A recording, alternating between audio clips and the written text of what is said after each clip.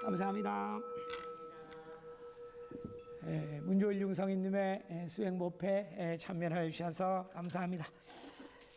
오늘은 해양법회 중에 신해자보살님의 바깥 어르신의 회양 봉공을 같이 봉공을 하였습니다.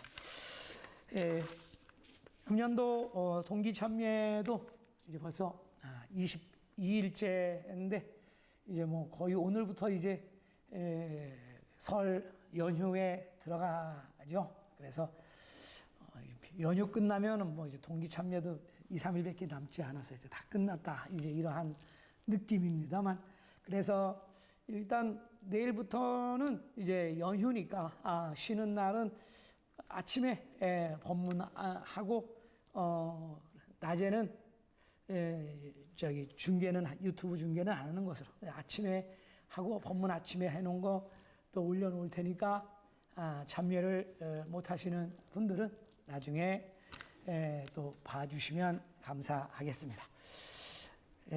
그러면 법문을 배독을 하겠습니다. 교가에 신행은 자력에 의지함을 버리고 부처님께 나를 맡기는 것이라네.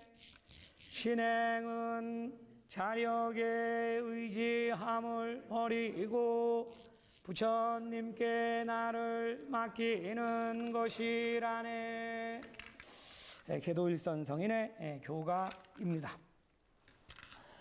이 교가는 신심수행은 부처님께 모든 것을 맡기고 가르침대로 실천하는 것이다 라고 가르쳐 주시는 교가입니다.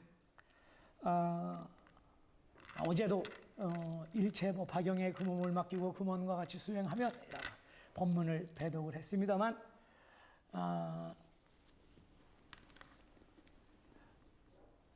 맡긴다라고 하는 신심이라고 하는 것은 맡기는 것, 부처님께 모든 것을 맡기고 나머지는 가르침대로 실천을 하는 것. 그렇죠. 맡겼다라고 하고 내가 맡겼으면 이제는 그 결과에 대해서는 다 부처님께서 이제 알아서 해주시는 것. 맡겼다 해놓고 왜 결과가 이렇게 나왔죠 하고 이제 따지면 그건 맡긴 게 아니죠. 그래서 일체 파경의 그 모든 것을 사는 것도 죽는 것도 다 부처님께 맡기고 나머지는 부처님 가르침대로 열심히 실천하는 것. 이것이 신심이다. 이렇게 가르쳐 주시는 교가입니다. 신행은 자력의 의지함을 버리고 부처님께 나를 맡기는 것이라네. 자력, 나한테 의지함, 나한테 힘이 있죠. 어떤 힘이 있습니까 하면 나한테 돈이 있는 사람은 그죠? 재력이 나한테 돈인 것. 그래서 나한테 경제력이 부자면 그게 나한테 하나의 힘이야.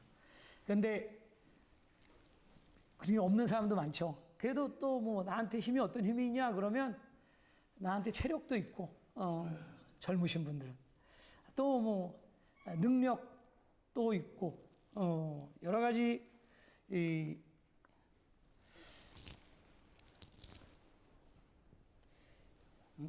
꺼졌다. 왜 꺼졌지?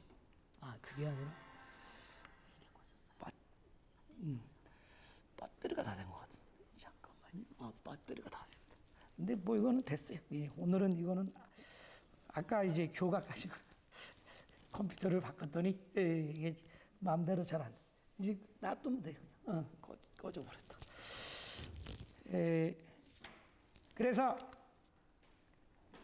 맡긴다라고 하는 것, 나의 힘, 나의 능력 이런 것을 우리가 살아가는 데 있어서는 그게 필요하고 나의 재력이라든가 나의 건강이라든가 또는 내가 가지고 있는 능력이라든가 또는 학력이라든가 이러한 게 그런 걸로 이제 활용을 하면서 살아가고 있습니다만 신심 수행, 불도 수행에 있어서는 그런 것을 막 쓰려고 하면 안 돼. 나의 지혜를 막 쓰려고 하면 그 지혜 때문에 나의 부처님의 힘을, 경의 힘을 그대로 받아들이지 못하니까 신심수행, 불도수행에 있어서는 나의 자력을 다 내려놓고 오로지 부처님께 모든 것을 맡기고 그대로 나아가는 것이 중요하다. 이렇게 가르쳐 주시는 교가입니다. 오늘은 제가 법문하는 것보다 체험담을 하나 전해드리려고 하는데요.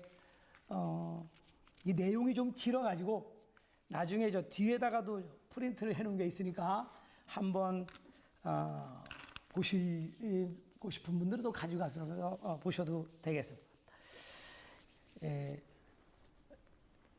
묘심사에서 네팔에 거기다 벼론을 지었거든요. 근데 이제 그게 원래 이제 좀 산꼭대기에 있는 벼론을 짓고 거기 너무 이제 높으니까 수도에 카트만두라고 하는 네팔의 수도에 다시 이제 법당을 다시 지었어요. 그래서 이제 이 개당식을 하는데 스리랑카에서 지금 이제 묘심사에는 네팔하고 스리랑카하고 같이 이제 봉공을 하고 있으니까 스리랑카 신도분들이 거기 참여를 하셔가지고 체험담을 발표를 하셨습니다. 그래서 그 발표하신 내용을 조금 내용이 길지만 좀 전해드리도록 하겠습니다. 스리랑카에 대백년사라고 하는 절이 있는데 그 절의 소속의 칼파 우단타, 칼파 성이 칼파고 이름이 우단타, 칼파 우단타라고. 저는 스리랑카에서 온 칼파 우단타라고 합니다. 이 기회를 주신 여러분께 감사의 말씀을 드립니다.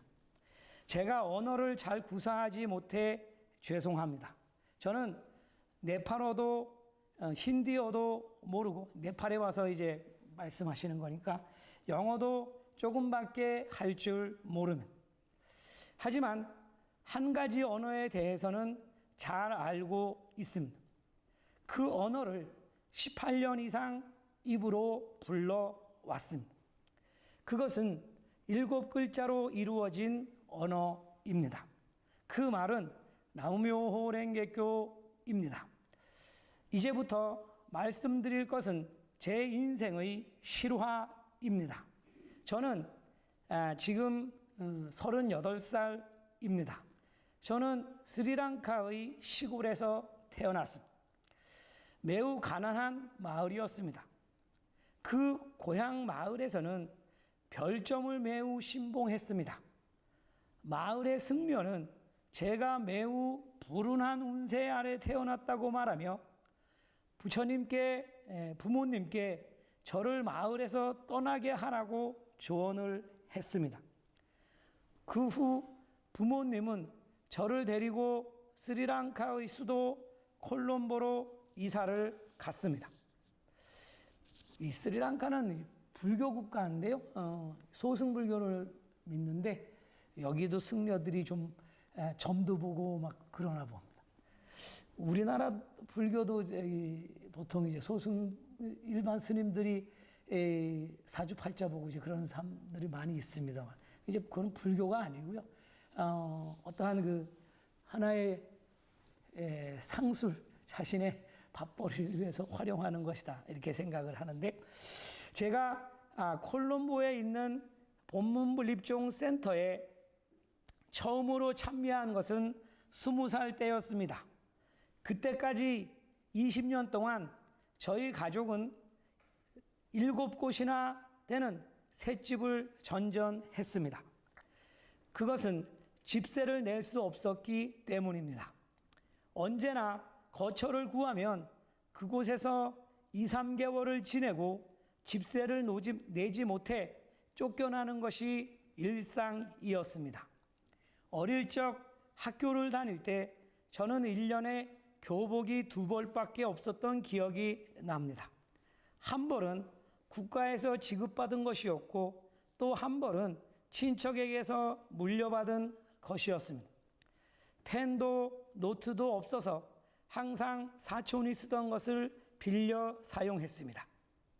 그럼에도 공부는 열심히 했고 학업을 마치면 비행기 기술자가 되고 싶었지만 부모님께 대학 학비를 부탁드리는 것은 불가능했기에 저는 취직하기로 했습니다. 그러니까 이분은 대단히 가정이 가난한 집안에서 태어나서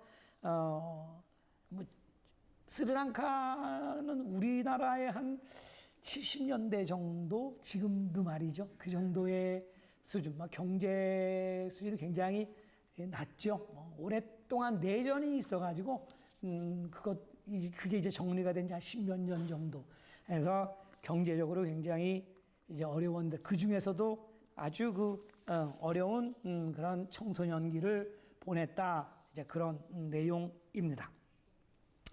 어릴 때 저는 언젠가 제 인생에 어떤 기적이 일어날 것이라고 믿으며 살았습니다. 그리고 그 기적은 일어났습니다. 스리랑카 분립종이 저를 찾아주었습니다. 그러나 스리랑카 분립종에 있어서 저는 문제의 씨앗이었습니다. 저에게 신심이 없었기 때문입니다.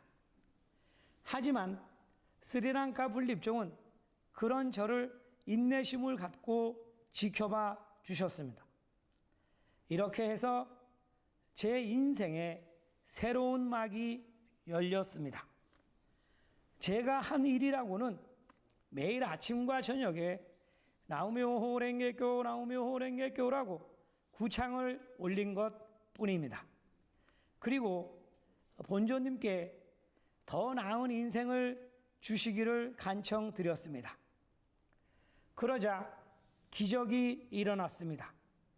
놀랍게도 수도 콜롬보 근처에 2층짜리 집을 지을 수 있었습니다.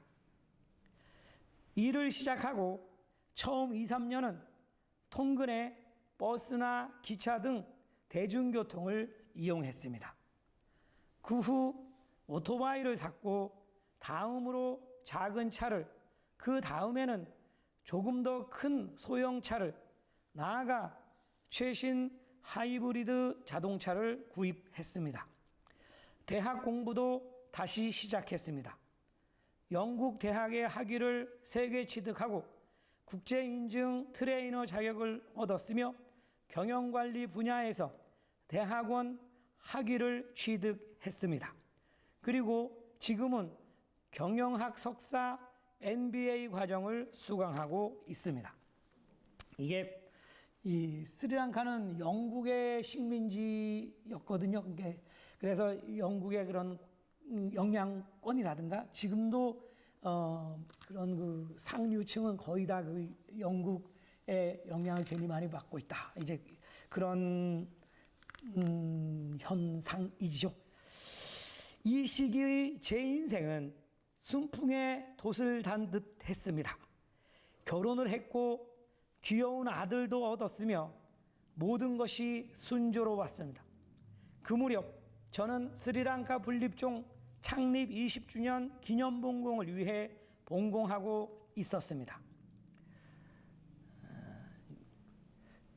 스리랑카의 분립종이 시작한 지 이제 20주년이 돼가지고 그 기념봉공에 열심히 이제 준비를 했다. 그럼 그 기념보묘가 끝난 지 2, 3개월 후 저는 사업과 경제적 측면에서 매우 큰 위기에 직면했습니다.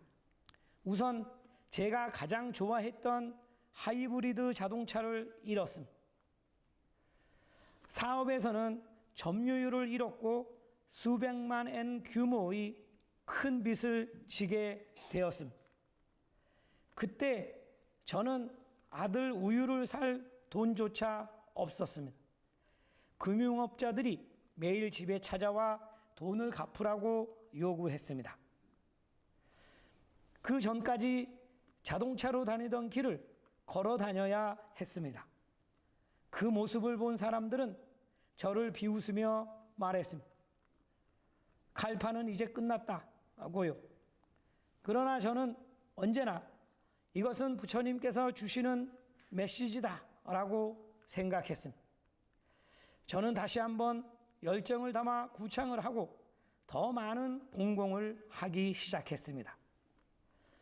그렇게 파산한 지 3개월 후 저는 다시 버스나 기차를 탈 수 있게 되었습니다. 그리고 스쿠터를 살 수 있었습니다. 1년 후에는 다시 차를 살 수가 있었습니다. 그리고 정확히 2년이 지났을 때 놀랍게도 저는 메르세데스 벤츠를 살 수 있었습니다. 그리고 정확히 2년이 지났을 때 약 2,500만 네팔 루피, 2억 5천만 정도 된다고 하는데요. 그러니까 스리랑카에서 벤츠를 타고 다니다. 그야말로 최고 상류층만 탈 수 있는 거죠. 그러니까 이제 우리나라에서 벤츠가 이렇게 비싸리라고 생각은 안 합니다만 한 2억 5천만 정도 된다고 하네요. 그러니까 나라에 따라서 다르죠. 옛날에는 뭐 우리나라에서 외제차 탄다는 게 얼마나 어려웠습니까? 요즘에는 뭐 채는 게 외제차 같습니다만. 회사에서는 대표이사 겸 CEO로 선출되었습니다. 빚도 모두 갚았고 훌륭한 사무실도 새로 지을 수 있었습니다. 다시 행복한 삶으로 돌아갈 수 있었습니다. 하지만 만약 인생에서 가장 좋았던 시기는 언제입니까? 라고 묻는다면 저는 가장 고통스러웠던 2년입니다. 라고 대답할 것입니다. 그 이유는 인생에서의 행복은 돈으로 살 수 있는 것이 아니기 때문입니다. 행복이란 아무런 희망도 없이 괴롭고 힘든 순간에도 부처님께서 지켜주시고 계심을 아는 것이라고 생각합니다. 이 사실을 알게 되면 내일 무언가를 잃게 될 것을 두려워하지 않아도 됩니다. 설령 정상에서 나락으로 떨어져 모든 것을 잃게 되더라도 믿음을 가지고 지금 신심과 봉공을 계속 이어간다면 반드시 다시 일어설 기회를 부처님께서 주실 것입니다. 이것이 행복이라고 생각합니다. 이야기를 하나 소개하겠습니다. 어느 마을에 큰 가뭄이 찾아와 대형 저수지조차도 말라버렸습니다. 마을 사람들은 절망하며 물도 음식도 없는 상황에 처했습니다. 그래서 마을 사람들은 한 곳에 모여 자신들이 모시는 신께 비를 내려달라고 기도했습니다. 그때 하늘에는 비구름의 그림자조차 없었습니다. 그런데 단 한 명의 작은 아이만이 우산을 들고 그 자리에 왔습니다. 그 아이는 단지 믿고 있었던 것입니다. 저도 그 아이와 같은 마음이었을 것이라고 생각합니다. 아무런 희망도 보이지 않을 때 돈도 없고 기회도 없고 소중히 여겨주는 사람도 없고 경멸받고 비웃음 당하며 가족과 친구들에게조차 신뢰받지 못했던 완전히 망가졌던 시기에도 저에게는 한 가지 희망이 있었습니다. 저는 부처님을 믿고 있었습니다. 그리고 저는 어떤 상황에서도 신심을 절대 포기하지 않았습니다. 아까 처음에 말씀드린 맡긴다라고 하는 부처님께 모든 것을 맡기고 그 다음에는 그 가르침대로 나는 오로지 열심히 가르침을 실천한다라고 하는 마음, 그것만 있으면, 그러니까 이 절대적인 믿음이죠. 이것만 있으면 아무런 걱정이 없습니다. 내일 설사 무슨 일을 당한다 하더라도 사는 것도 죽는 것도 아무런 두려움도 걱정도 없습니다. 라고 하는 것을, 그러니까 이 이야기, 비를 내리게 해주십시오 하고 빌면 비가 온다라는 확신을 갖는 아이처럼 그런 믿음으로 신심을 하는 것이 중요하다. 그럼 마지막으로 제가 생각하는 신심의 세 가지 비결을 말씀드리겠습니다. 첫 번째는 나무묘 호랭개교를 부르는 것입니다. 이것은 여러분이 이미 알고 계실 것입니다. 두 번째는 교화, 즉 홍통입니다. 세상 사람들을 최대한 이 신심으로 인도하는 것입니다. 왜일까요? 상상해 보세요. 길을 걷다가 커다란 다이아몬드를 발견합니다. 당신은 그것을 줍습니다. 또 다른 다이아몬드를 발견하여 그것도 줍습니다. 이를 반복하다 보면 양손이 가득 찹니다. 그러나 길에는 여전히 다이아몬드가 남아 있습니다. 이때 당신은 어떻게 하시겠습니까? 아마 어머니, 아버지, 이웃, 친구, 친척, 그리고 당신에게 소중한 사람들에게 알려줄 것입니다. 교화란 바로 이런 것입니다. 당신은 나무묘 호랭개교라는 다이아몬드를 발견했습니다. 당신의 손은 이미 가득 찼습니다. 이제는 가족, 친구, 사랑하는 사람들에게도 이 법의 은혜를 받을 수 있도록 알려야 합니다. 그렇게 하면 당신이 쌓은 공덕은 몇 배로 증가할 것입니다. 이것이 비결입니다. 지난 20년 동안 저는 100명 이상의 분들을 교화했습니다. 저의 소원은 죽기 전까지 10,000명을 교화하는 것입니다. 본인이 이만큼 신심을 하고 또 성공을 하고 또 완전히 쫄딱 망해보고 그리고 또 다시 재기하고 하면서 본인이 신심하는 방법, 첫 번째는 열심히 구차하는 것입니다. 두 번째는 항상 교화를 하려는 마음을 갖는 것입니다. 홍통을 생각하는 것입니다. 왜 그러냐? 지금 말씀드린 그 내용. 세 번째 비결은 유지금, 즉 절에 보시 공양을 하는 것입니다. 금액이 중요한 것이 아닙니다. 자신이 어떤 마음을 세우는지가 중요합니다. 제가 처음 한 유지금은 40네팔 루피였습니다. 처음에는 그게 전부였습니다. 당시 제 월 수입은 4,000네팔 루피였습니다. 그 후 유지 금액을 400네팔 루피로 늘렸더니 수입이 월 4만 네팔 루피로 증가했습니다. 4,000에서 그러니까 10배가 늘어났다는 거죠. 그리고 지금은 매달 빠짐없이 25,000 네팔 루피, 우리나라 돈으로 하면 26만 원인데 우리나라 경제 사이즈하고 비교하면 10분의 1, 뭐 그것도 안 될 정도니까 이분은 엄청나게 그 나라 수준에 맞추면 엄청나게 많이 유지금을 복납을 하고 계시는 거죠. 유지금으로 바치고 있습니다. 이것은 반드시 기브 앤드 테이크, 주면 받는 것. 먼저 내면 공덕을 받게 되는 것입니다. 테이크 앤드 기브, 즉 잘 되면 내는 것이 아닙니다. 신도분들 저 좀 잘 빌어주세요. 제가 잘 되면 절에 많이 내겠습니다. 그게 아니고 먼저 내야지 내가 잘 된다라는, 먼저 뭐든지 본공은 먼저 내가 해야지 받는 것이다. 주시면 받겠습니다. 하겠습니다. 이게 아니다. 기브 앤드 테이크, 테이크 앤드 기브가 아니고 기브 앤드 테이크다. 유지는 금전에만 극한되지 않습니다. 당신의 시간이나 노력에도 유지금이 될 수 있습니다. 또한 또 한 가지 오해하지 말아야 할 점은 큰 금액을 바쳤기 때문에 공덕을 받는다는 것이 아닙니다. 그것은 전혀 다릅니다. 먼저 자신이 나무묘호랭개교를 구창을 열심히 해야 합니다.